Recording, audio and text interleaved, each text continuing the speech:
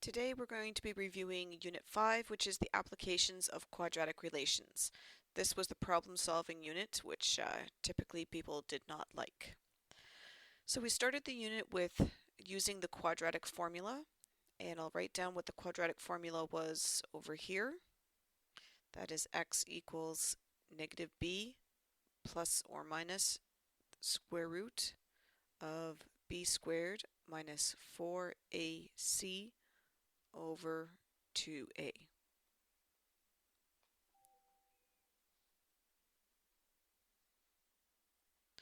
So, the first question, the a is the number in front of the x squared, the b is the number in front of the x, and the c is the constant term. So, we have negative b, so that's negative 4, because b is negative, and this negative goes with the formula. Plus or minus the square root of b squared minus 4 times a times c all over 2 times a. Now, all of this under the square root you should do in one step in your calculator before you press equals. And when you do all of that in your calculator, you should get the answer of 20. So negative 4 is positive 4, plus or minus the square root of 20 over 2. Next step is to take the square root of 20. Round that to one decimal place, and that is 4.5.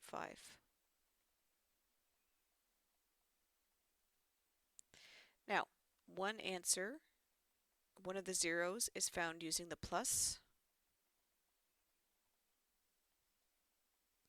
and one of the answers is found using the minus.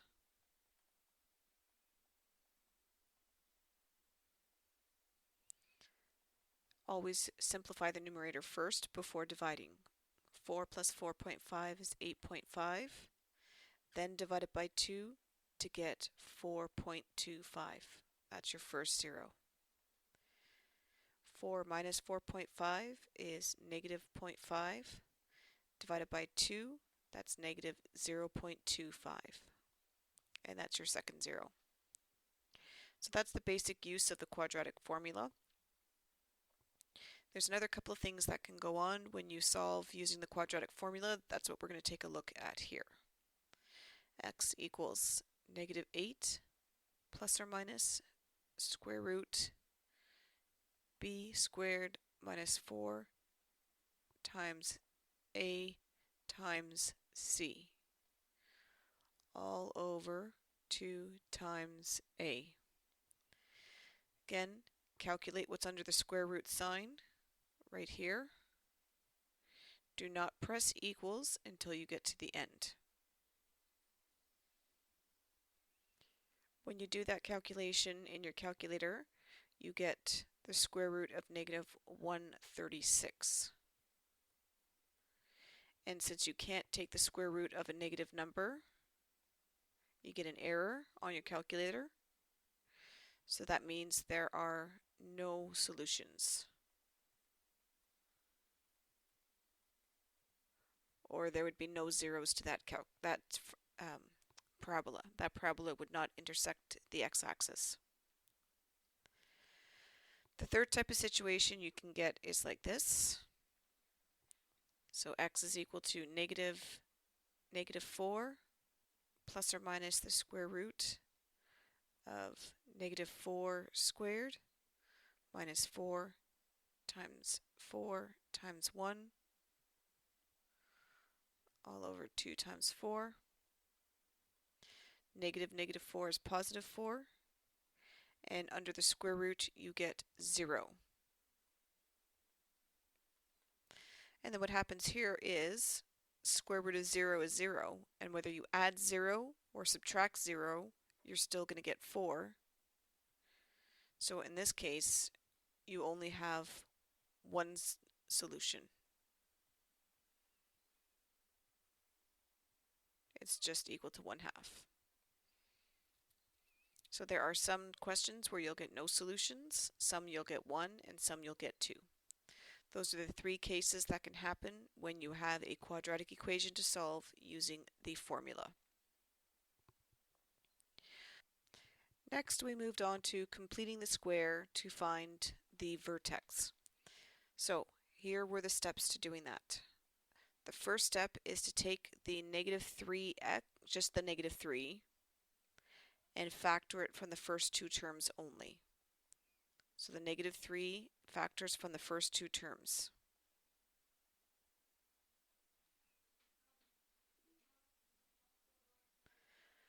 The next step was to take that positive 6, divide it by 2, and then square it. 6 divided by 2 is 3. 3 squared is 9. With that 9, you're going to add it and subtract it inside that bracket. Next thing you do is you're going to remove that negative 9 from the bracket, but to do that you first have to multiply it by the negative 3. So you multiply those two things together and then you move it to the outside of the equation. So negative 3 times negative 9 is positive 27.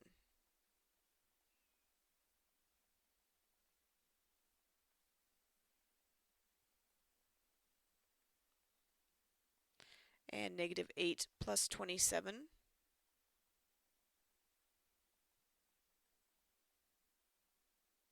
is 19. Last step is to factor this. The two numbers that multiply to 9 and add to 6 are 3 and 3. At this stage, the two numbers that you find should be the same, because then when you factor it, you get x plus 3 squared. That means your vertex is this number with the opposite sign, so negative 3, 19.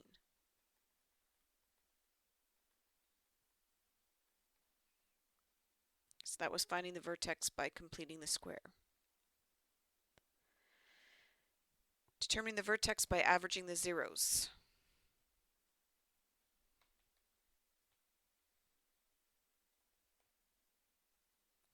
So first thing you had to do was factor this expression. So the first type of factoring we have is common factoring. So you can divide each of these by negative 2. So that gives you negative 2 on the outside, x squared minus 7x minus 18. Now a simple trinomial. Two numbers that multiply to negative 18 add to negative 7 are 9 and negative 9 and 2.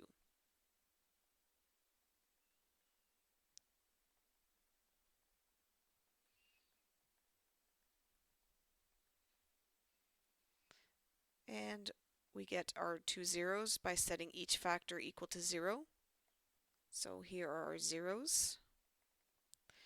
First 0 occurs when x minus 9 is equal to 0.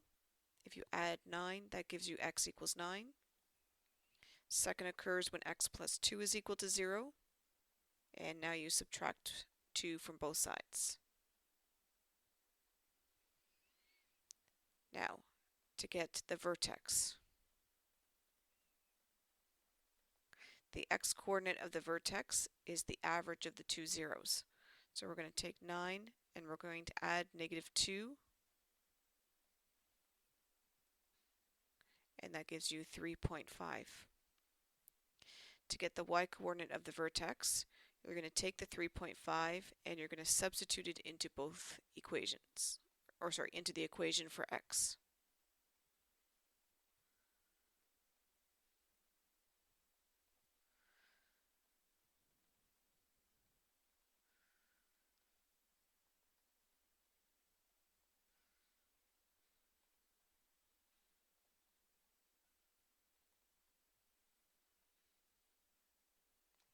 and that gives you negative 60.5.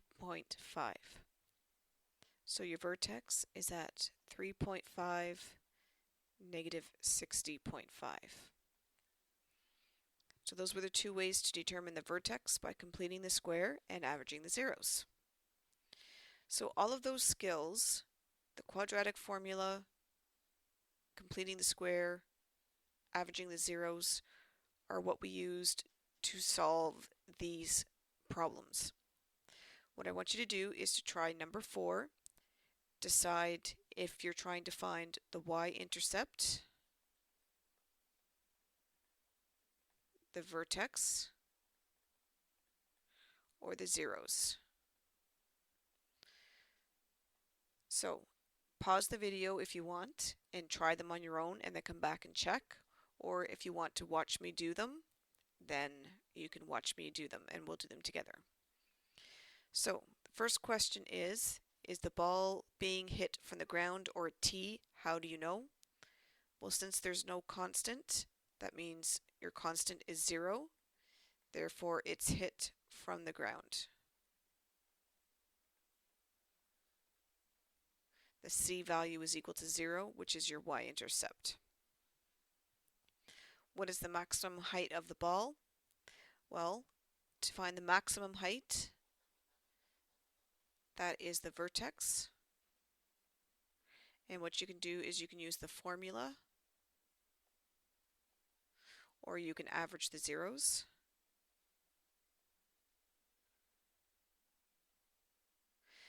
And in a situation like this, I would average the zeros because that is a really nice, easy, common factor. If you wanted to complete the square, that would be fine too, but it's a nice, easy, common factor of negative 5t, and you're left with t minus 4. So to get the two zeros, negative 5t is equal to 0, which means t is equal to 0. T minus 4 equals 0, which means t is equal to 4. Those are your zeros. To find your vertex, the t value is going to be the average of 0 plus 4, which is equal to 2. And the h value, we're going to substitute that 2 in.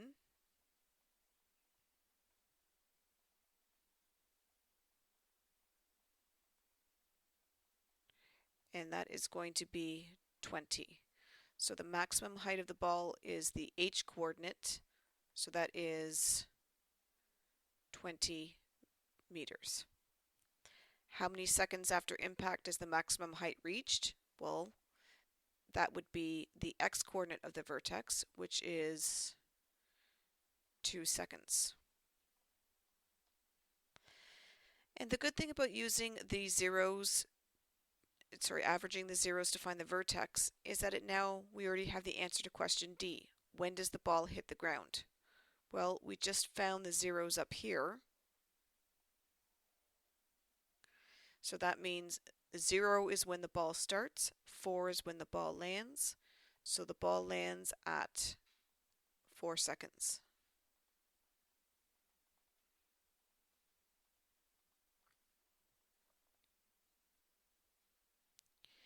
And for how long is the ball over a height of 10 meters? That's when you substitute 10 in for h.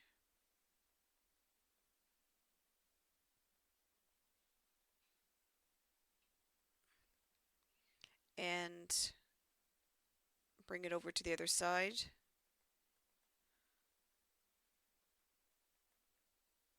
And then now you would use the formula. Definitely this time, press pause, try the formula, come back and check your answer. Press pause now, please. Okay, here's the answer you should get. It gets to a height of 10 meters on the way up at 0.59 seconds and on the way down at 3.41 seconds. So you're going to subtract them to find out how long you are in between. So if there's any questions that you had from this unit, please make note and ask your teacher the next day. Bye-bye.